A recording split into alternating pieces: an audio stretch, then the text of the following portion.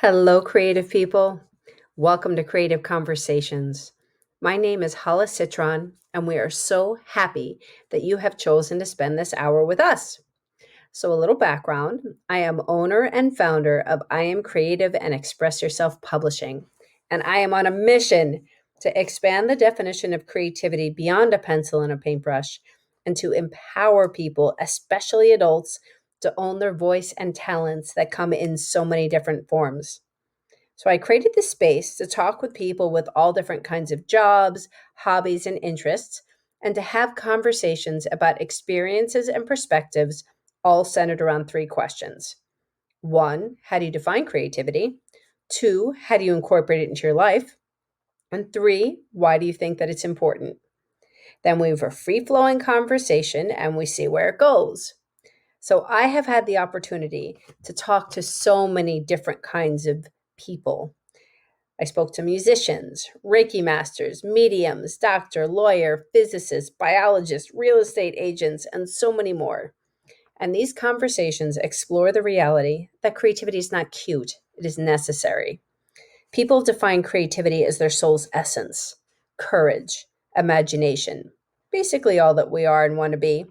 So I believe that sharing these stories expands one's thinking and opens up self expression to feel more empowered, connected, and dare I say, happy. So, my inspiring guest for today is Alaina Schwartz. Alaina is an international speaker, author, business, and mindset mentor who is passionate about helping entrepreneurs to scale their income and impact while creating more time freedom. After 18 years as an attorney in the music industry and the EVP and executive board member of the largest independent music company in the world, she walked away from it all to discover her purpose. Alaina, welcome to the space.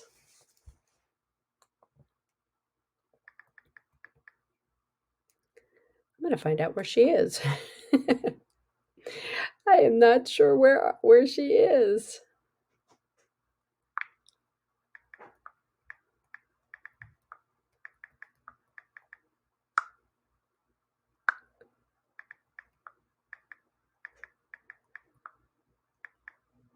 Okay.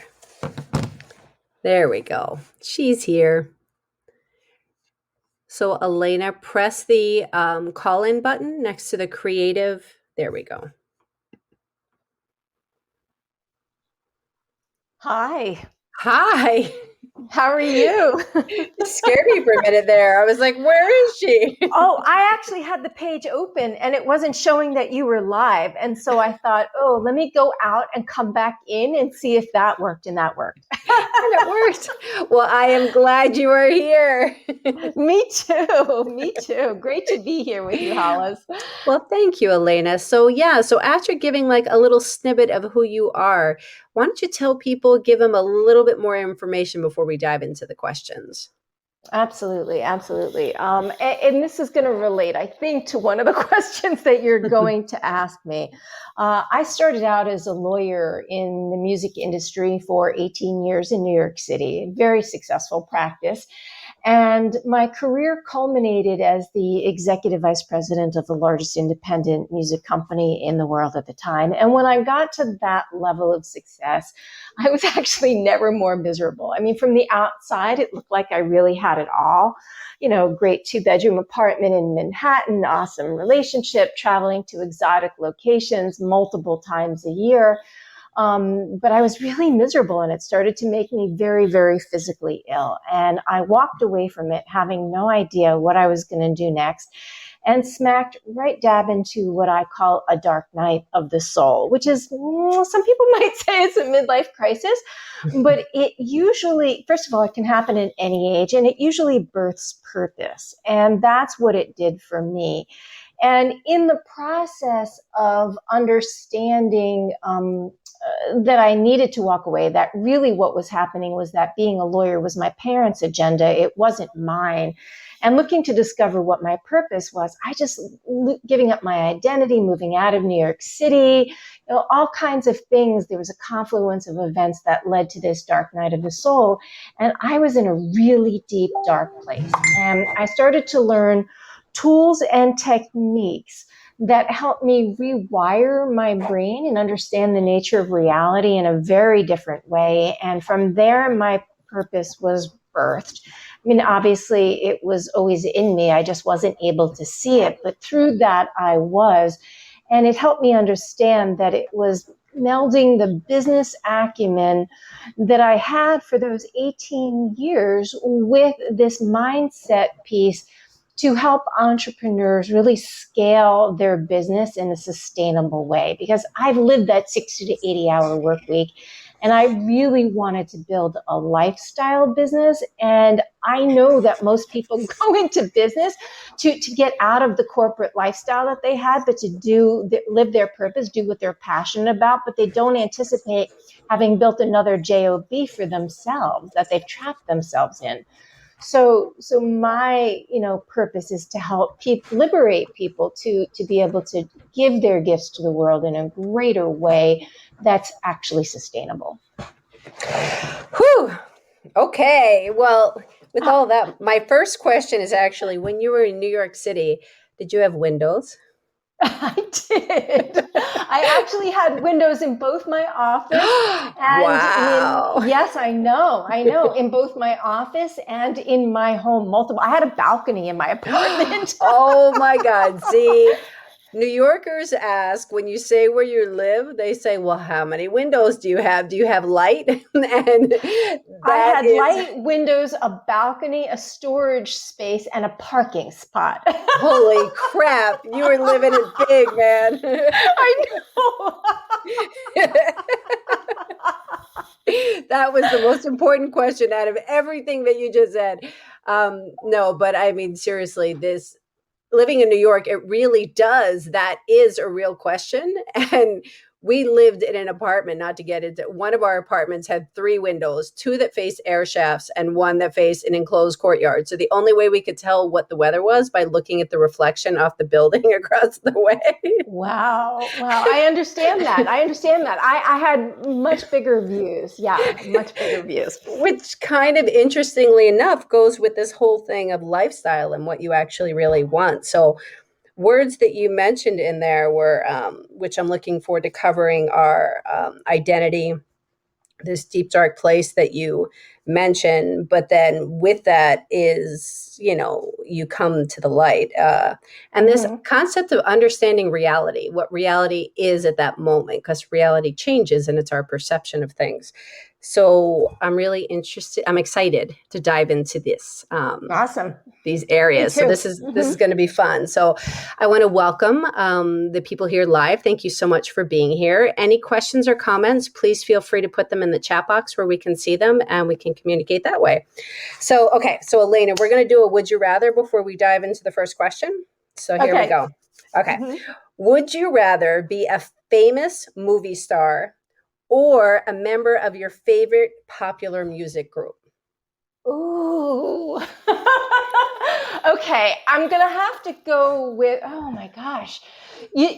As a kid, that's really interesting because my initial reaction was the famous movie star. And the only reason that I say that is not for the fame, but when I was a kid, I used to really love to act. I was actually the lead in grammar school in every one of my plays, and in high school as well. And so for me, acting, I think I was up until I was 14 and I had a traumatic brain injury, I was actually a really introverted, shy kid.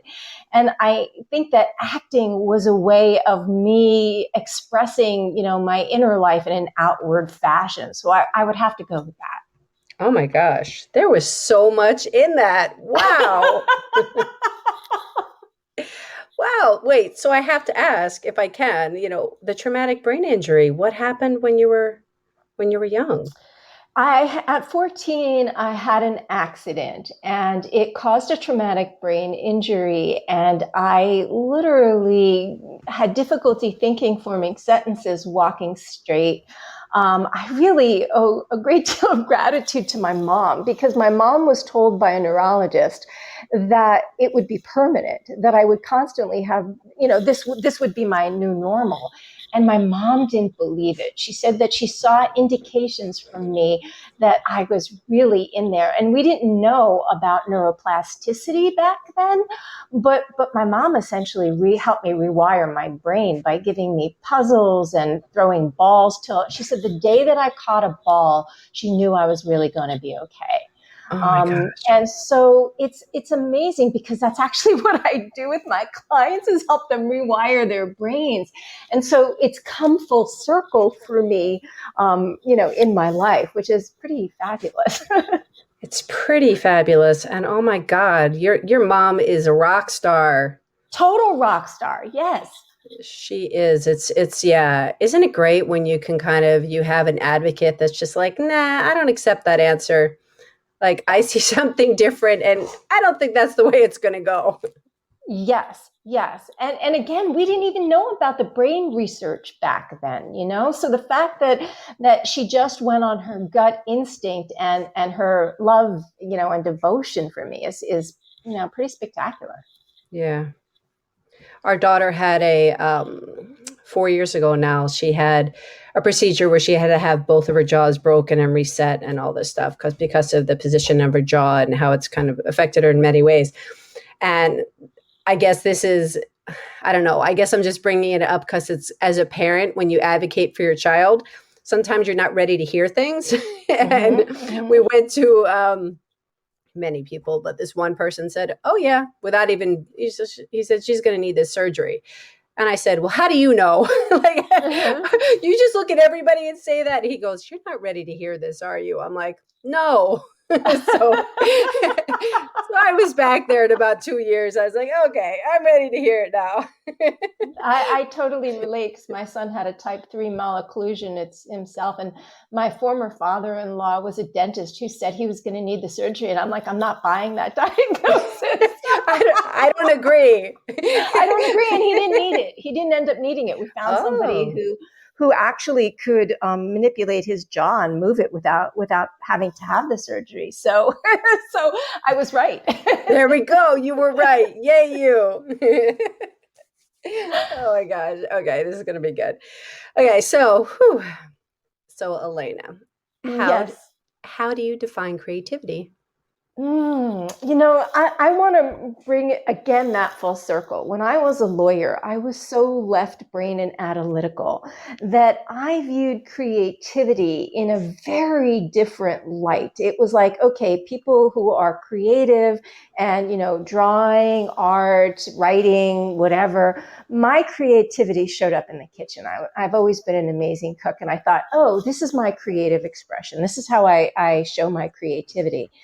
And then as I came to understand the nature of reality in a really different way, I realized we're all creative beings. We are actually creating our reality every minute of the day. And it becomes a conscious choice to understand how to utilize the tools so that we create what we want rather than let our past patterns create it for us subconsciously. So my definition of creativity has completely changed where we have different expressions of what that looks like in the world. And some of those may be more creative expressions, but we're all creative at the core. Hmm. So, okay, so as far as the actual definition that you would give it, what can you please repeat to me what you were saying? Like if you were to give it in two sentences or a sentence, creativity is.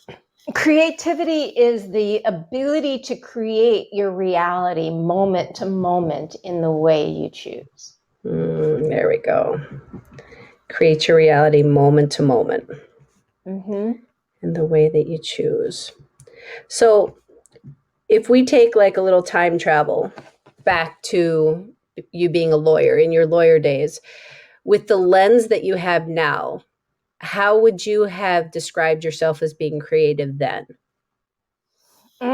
Okay, so I'm going to tell you a story, and this perfectly describes the story. I was in I was working for a AM 100 law firm, so a top law firm in the country, in their entertainment department. And I had been with one of the partners in his firm, and it was a boutique, as most entertainment firms are, they're boutique small firms. And he wanted to go and become the New York entertainment department in this larger firm, and he asked me to come with him.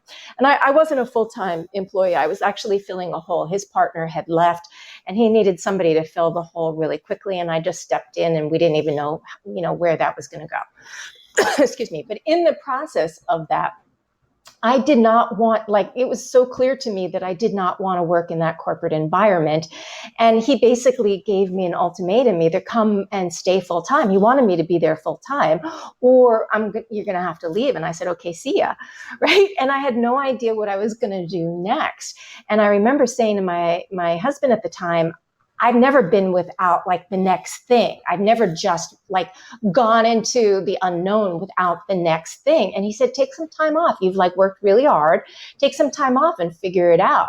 And I went to a yoga class that night, and the entire theme of the yoga class was on removing obstacles. And by the time I walked, perfect, right? And so by the time I walked out of the yoga class, I said to him, okay, I'm going to take some time off. And the next day I went with this partner up to a recording studio to tell one of the managers of the top clients I was working with, the firm's clients, that I was leaving and what was going to happen as a result. And as I was walking out the door, is the holiday time, and I left my now ex's present up in the recording studio. And I said to the partner, because we lived in the same area, we lived on the Upper West Side, and I said, you go ahead and I'll just catch my own cab, no problem. Went up to get the present, came down, and as I was walking out the door, the manager that I had been meeting with upstairs happened to be driving by the building, and he said, hey, Alaina, hop in, I'll give you a lift home. And in those 40 blocks, he said to me, if you hang out your own shingle, all my clients will come with you. And that to me is creation. Wow. So that was completely stepping into the unknown and faith. Yes. Yep. Faith and trust that all would be well, all would work out. It was working for me. I would be taken care of, and the right opportunity would come along. So I love this. I always love hearing about this serendipitous events. Like, here you were in this crossroads. You expressed it verbally. You go to a yoga class, which is specifically about removing obstacles. Yes. And then these are the times when, if we're really paying attention, we're like, really? Right. Okay. Exactly. I could not, I obviously did create that, but I couldn't have aligned it more perfectly myself, consciously. Yeah. Yeah. So the person that you got into the cab with, who said people will follow, was this with the law firm that you were with the music industry? Yeah, he was a manager of some, top clients in the music industry. And it was actually his Range Rover I got into. And he drove me home. And yeah, it was in that. So I stayed in the music industry for a couple more years, but with my own firm. So I then had my own firm before I went in-house as the EVP. Got it. Yeah. But to me, that was creativity, right? Yeah. It's kind of like this sculpting. I always see things as like sculpting and shaping. It's like our worlds are just it's like clay. It's kind of being molded, and we can take it apart. We can shape it. We can, sometimes if we keep it in place and don't take proper care of it, it will crack. Yes. And break. There are many ways to see it, but I think it just boils down to awareness too, and how we choose to perceive it. Huge amounts of awareness. And that is the truth of what I really do, because, I work in absolutes in many ways. So what our reality looks like is ever changing, but there are certain principles that guide our reality. And those are really the creative principles of the universe, universal law. And so when you look at universal law, one of the laws of the universe is the law of polarity. And that means that the exact opposite of everything is always here right now. So whenever you have a desire for something, the requisite pieces to fulfill that desire are actually already here, or else you wouldn't have the desire for it. And the key to that is actually raising your awareness to be able to see it, because you can only see the opportunities that are at your current level of awareness. Right. So the creative process then becomes, how do we raise our levels of awareness to be able to see all the opportunities that are right there right now? So when they say you don't have to know the how, Mm-hmm. in this case, it's the creative process and how you do it, but it's not necessarily having to be aware of the how. Yeah, that's a great question, because it's the universe's job to take care of the how. It's our job to move into action with consistency to take the next step. And so what my experience is, what my clients' experience is when they start to live in this level of awareness, the next step is always revealed. You don't get the whole plan at once. The next step is always revealed, and it's your job to step into that step, to actually take the action to that step. And once we take the action and we're in it, sometimes we get the results that we expect we're going to get, and sometimes we don't. And if we don't get the results that we expect, it just means we're either winning or learning.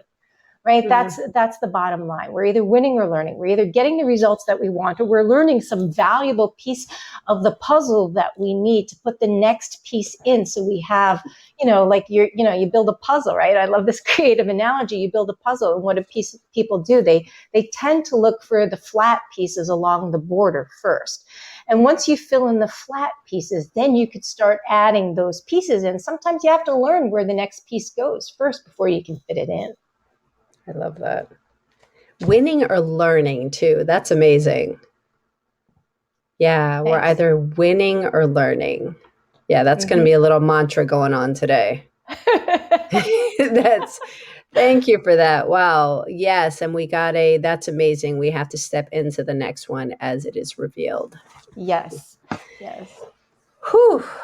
Okay. So, okay. Um law of vibration. Yes. Talk to me a little bit about that. Yeah. So the law of vibration basically says that it's where the law of attraction comes from. The law of attraction is actually a subsidiary law, but the law of vibration is essentially, we are all energy. It's funny, I was writing a post right before I got on with you about this. This is quantum physics. So everything that I talk about is also based in science. The sciences that have become the language for mysticism, which is really interesting. So we are 0.00, well, there's 0.000001% matter. 0.00001% matter. The rest of us is energy. We live in an energetic universe. And so the law of vibration is essentially the energy that you are putting out is the first cause of the effect that you're experiencing. And so what you're getting back is based on the energy always returns to. So wherever you're putting the energy out is coming back to the source of origin, bringing all types of things with it. I'm sorry, the sound just got a little wonky there. I don't know if you just got a call coming in. Oh no, but it just got maybe. wonky. Okay. So Now it's good. Now it's good. Okay. Okay. What part did you miss? So basically, you were saying the first case of what you put out is what you're getting back, and then it started to get kind of stretched out. Oh, it always returns to its source of origin, right? So the energy always comes back in like type of things. So it may not, like, I'm going to give you a positive experience of this, right? I really truly believe in giving value all the time. So regardless of where I show up, even if it's on a networking call, my goal is, how can I give the most value to this person on this call? Now, I am not necessarily expecting expecting that client, that call, or whoever I'm on the call with, that person to become a client. Sometimes they do, sometimes they don't. So the value that I'm putting out there may or may not come back from that person, but it will come back to me in some form. Mm-hmm. Yeah.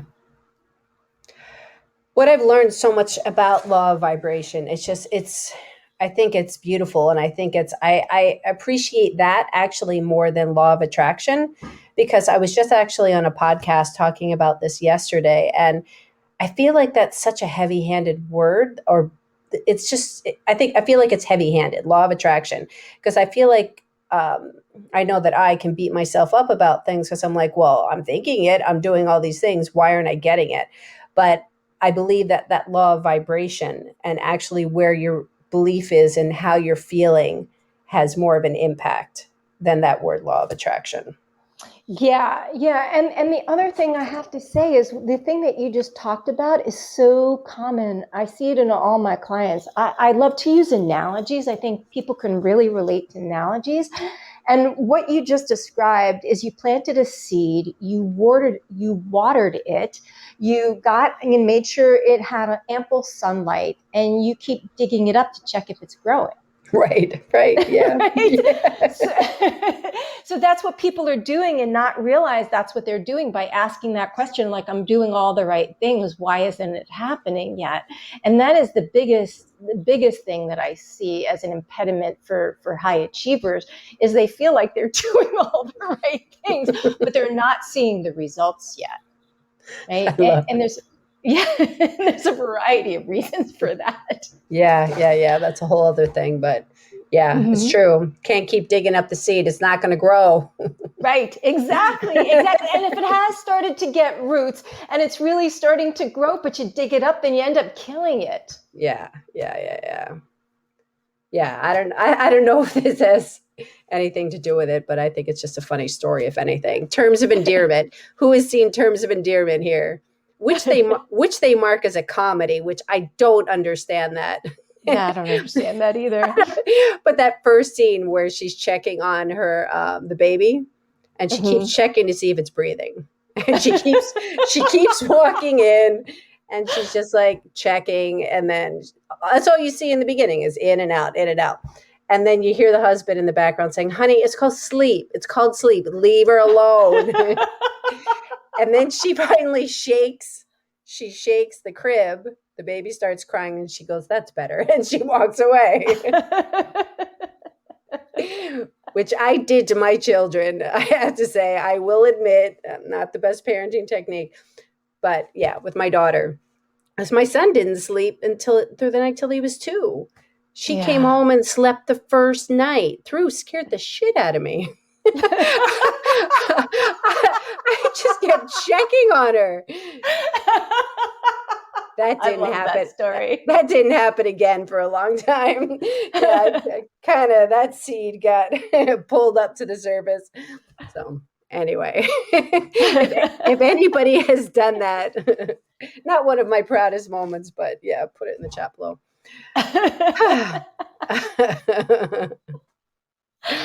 Oy vey. Okay, so before we move on to the second question, I just want to go back to what I titled this Scaling Income and Impact While Creating Time Freedom. So, can we touch on that before? I know we're going to dive deeper, Yeah, but of course. yeah, I would One of appreciate my that. favorite topics. That's what I do. Yeah, it's what you do. It's what I do. What piece in particular would you like me to elaborate on? So basically, people are in a place where they're like, "Oh, God, I'm in this transition space. And how do I bring I want freedom, but I want income. I want it to grow." Yes, yes. And the tone of the way you just said that, I think aptly describes it, which is that most people don't believe they can have both. Mhm. Right? So that's where I start. I'm going to call it what do I want to call it? You can call it an economy thinking, as opposed to first class thinking. You can call it a middle class thinking. Most of us who grew up in a working class, middle class, or professional homes, like your parents were doctors or lawyers, grew up with this idea that we have to work hard to succeed. Oh, if you just work harder, you'll get that grade. If you just work harder, then you'll be successful in life. And so we've been programmed to believe that success comes only with hard work, and we don't actually value things that come easy. We've been taught that things that come easy aren't it's like they're not worthwhile, that you actually have to work hard for them. There's a mistrust of things that come easy, but it's a myth. It's not true at all. And so what ends up happening is that people end up creating things much harder than they have to be because they don't believe that it can come easy. They don't actually believe that they can make the income and impact. And to me, I'm all about making more money, but making money is actually a byproduct of the impact you make. It's a byproduct of the value that you give, and the byproduct of the value that people buy from you. And so as a result, most people think, oh, if let's say I'm making 100 grand right now in my business, for me to double, triple, or even make 7 figures, it means that I have to exponentially increase the amount of time that I have to work to do that. And I'm already maxed out in my time. So how could I possibly work any more? And so what I do is many, many entrepreneurs who come to me are working, 50 to 80 hour weeks. I have this one client who's in my group program, and she's literally been working with me not even 2 months yet.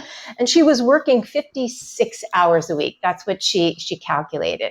And I basically sat down with her and I looked at where she was spending her time, how she was spending it.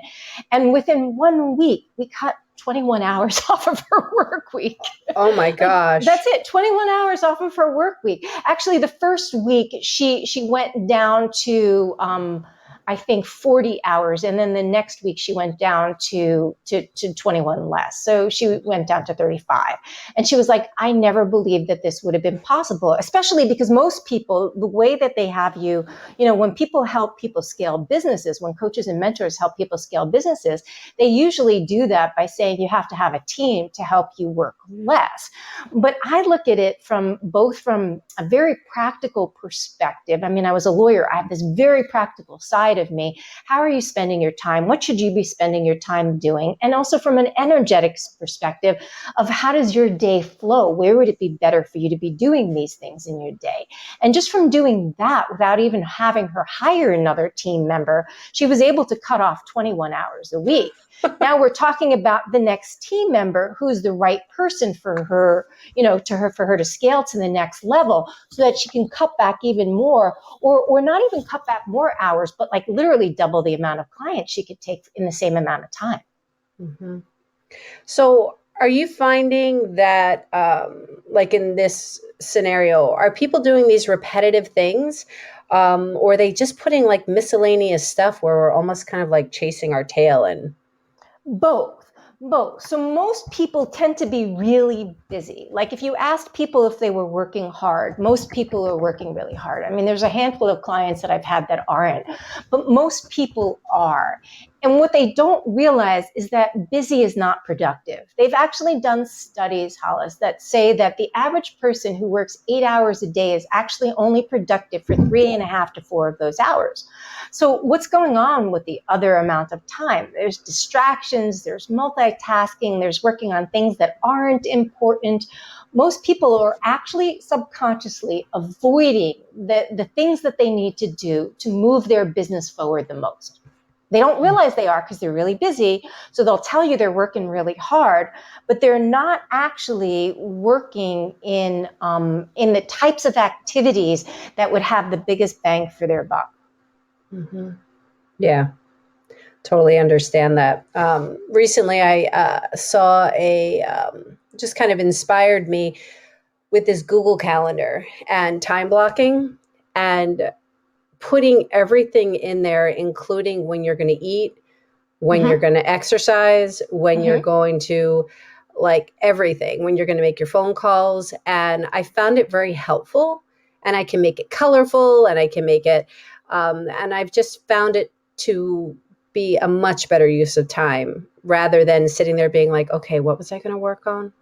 Exactly, exactly. I do have my clients do some time blocking, but you also have to leave a little leeway in your day for those extraneous, unexpected things that come along without beating yourself up that you then didn't get XYZ done because it was time blocked. And, so that's part of it. I mean, one of the things that, for example, let's talk about content creation, because I create a lot of content, right? So that's another way I'm creative.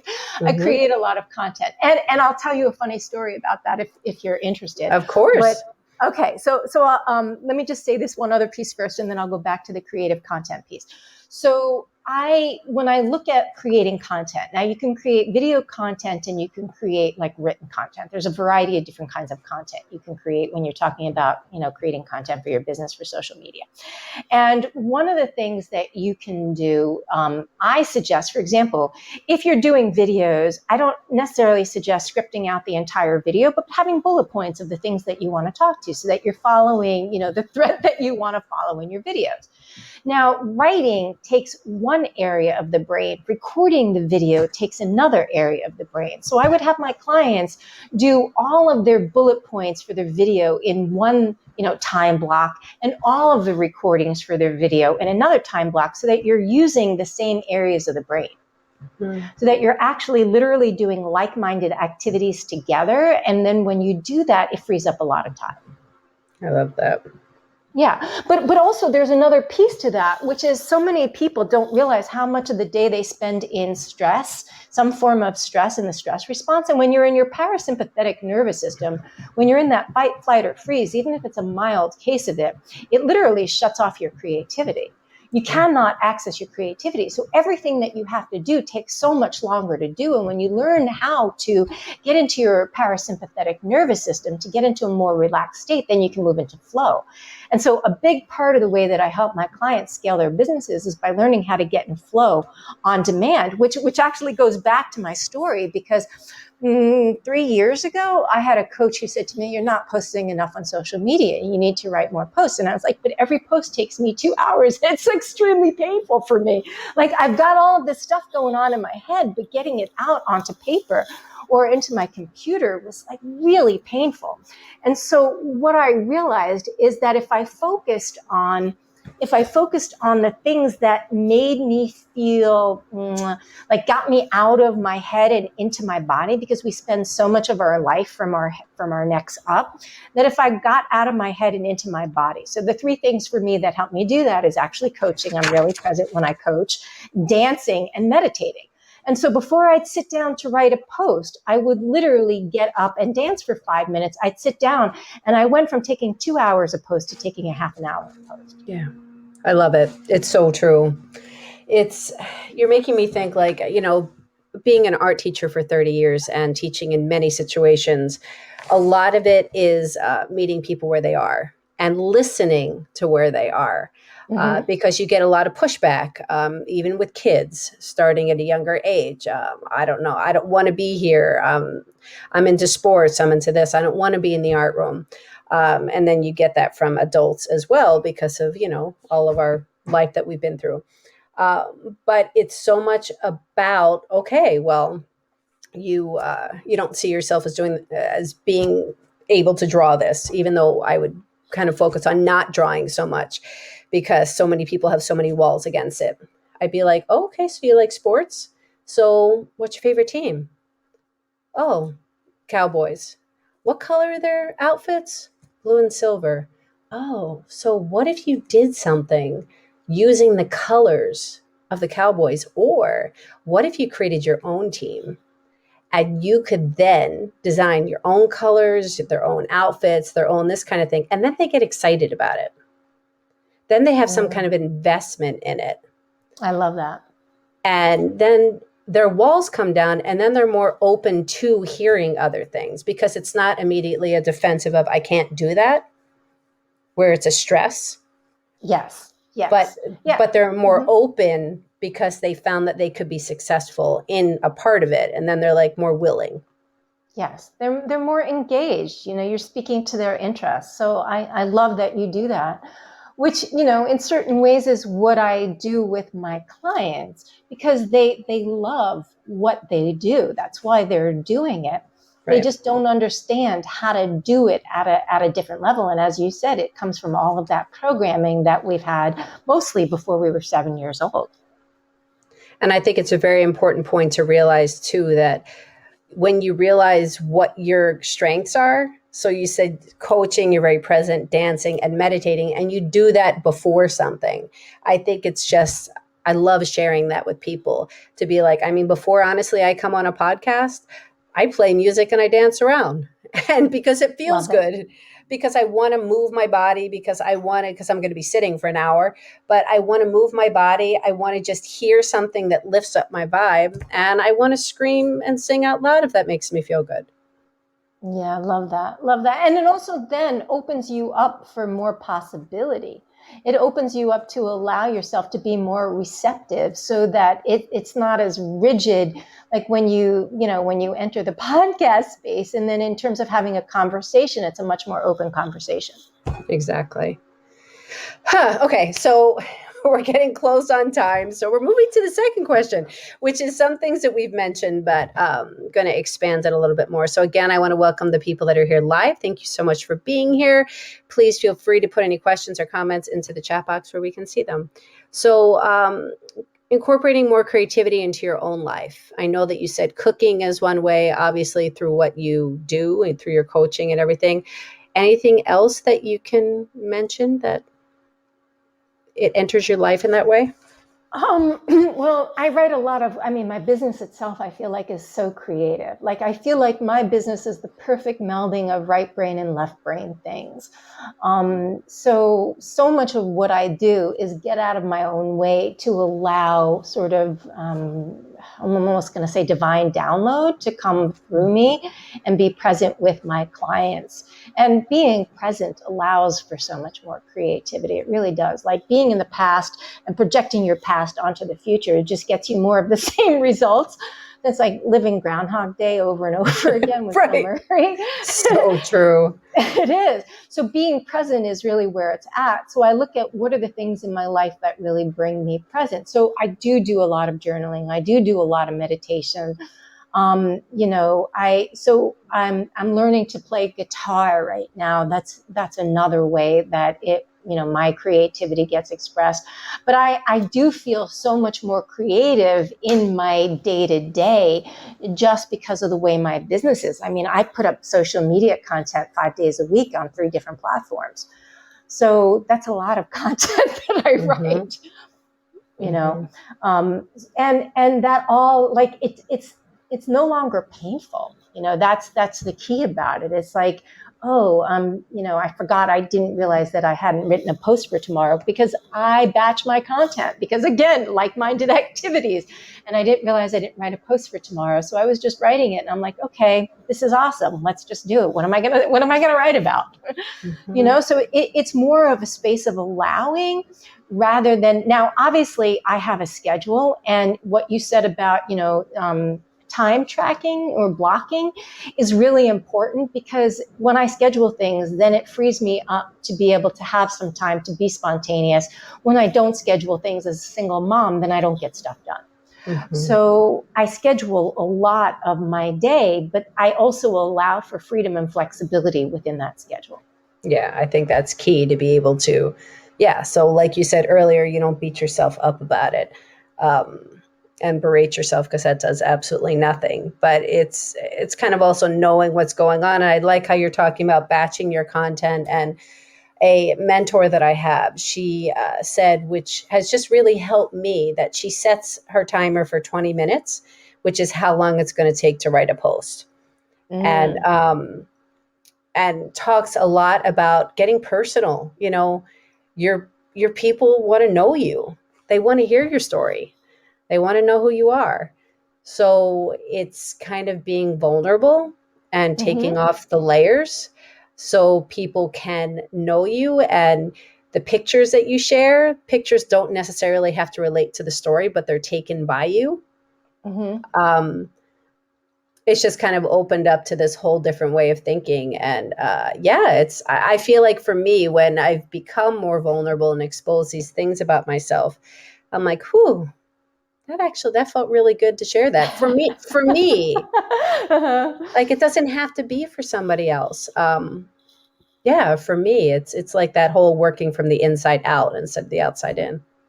I love that. I love that. And that's actually the work I do as well. And you got great advice. I will tell you that, because I do think it's really important to be vulnerable. So many people are only vulnerable in the process, like after it's happened and they've moved on from it. And then they can talk about how they've moved through it rather than being in the midst of it.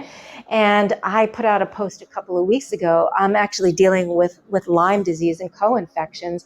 And there was like literally for 2 weeks, I could either barely get off my couch or I would put, a chair in the lawn and just sit in the sun and, just work on healing because I couldn't do anything else. It was like, and the post really was about how many people, because so many of my clients, they'll go on vacation or something will not work in their business, or maybe their child will get ill, or their children will be home for the summer and they'll be like, oh God, I'm going to lose momentum in my business. And I was like, well, if you think you are, you will, and my point about that post was with Lyme, with my inability to connect on social media the way I normally would, I was actually having more opportunities in those 2 weeks than I did in the entire 2 months before that, because I wasn't stressed about it, because I believed everything would be okay.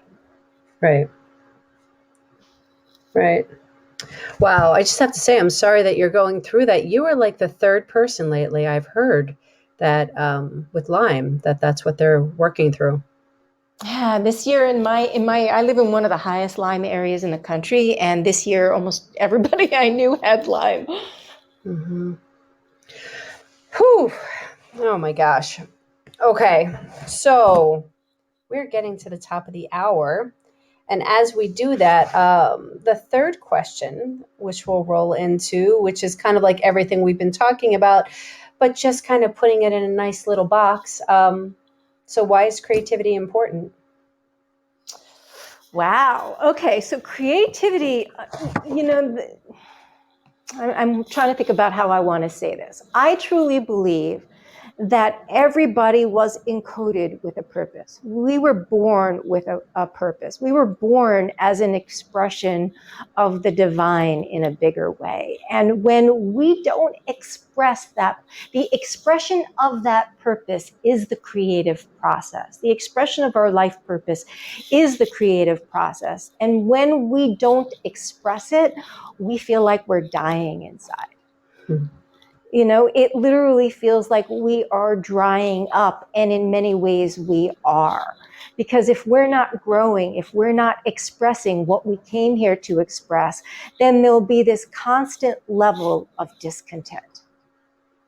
So by consistently expressing in expansiveness, so everything in the universe is expanding every minute, and that includes us. And so trying to stay the same, the only constant is change. Trying to stay the same is not only does it not have a growth mindset, but it's like a stagnant pool. There's not a lot of creativity other than for mosquitoes and mold in a stagnant pool. Right? Oh my God. Yes. So the idea is to be the flowing water, to be the river that flows, and not trying to swim upstream, but actually swimming downstream and expressing more life. And the more life we can express, the more that we get to experience more life, more joy, more love, more impact in our lives. And that to me is truly the creative process. Holy crud. Do you hear this, people? Oh my God. Yes, you're getting some love here. Oh my gosh, absolutely. Thank you for saying that. Go with the flow. So refreshing. Yeah, Whew. the other piece about I'd love, y'all to think about is like when there's a water and when there's a river rushing downstream and it's coming to a cliff, does the water think, oh my God, I can't go over the cliff. I've got to sidetrack. I've got to go backwards. Or does it just go for it, knowing that it's going to land and it create rainbows on the way down? And that's what life is meant to be. So we tend to think these big things that we're going to experience is like going to be, crashing against the rocks like hardcore, but it actually is just expressing itself in a different way. Mm. A good friend of mine told a story where basically the family was at their family's house in Maine, and the kids would jump off the rocks, which were not a crazy amount high, but were high enough. And there was a certain time to do it because that's when the tide was right. If the tide wasn't right, then you would fall into the sand and that wouldn't be good. So so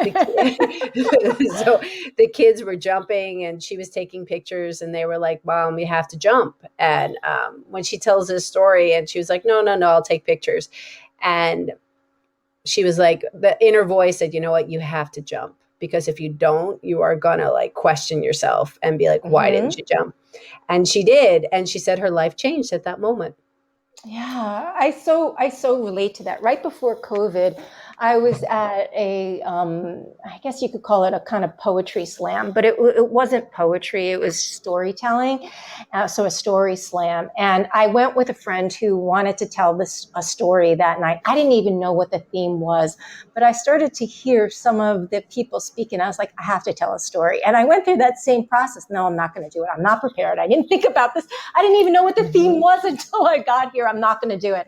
And I was like, if I don't do this, I am going to regret this moment. And I threw my name in the hat and I went for it. And it was one of the most liberating things. And I really felt like it shifted a lot, because right after that, I started getting invited on podcast after podcast. It was like amazing. Wow. Mm-hmm.